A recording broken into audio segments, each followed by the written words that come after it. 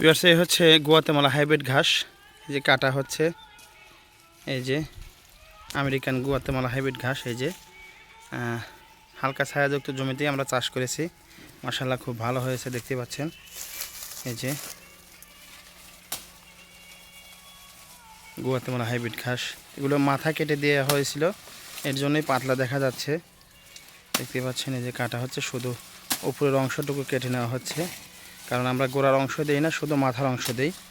এই যে গোড়ার অংশগুলো জমিতে পড়ে আছে, এই যে দেখতে পাচ্ছেন। এই যে পড়ে আছে। এই যে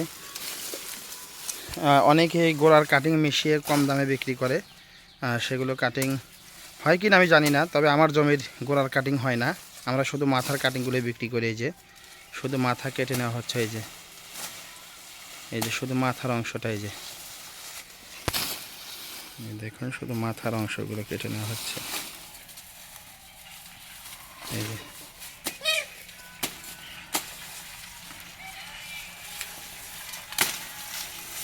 শুধু মাথার অংশ, এই যে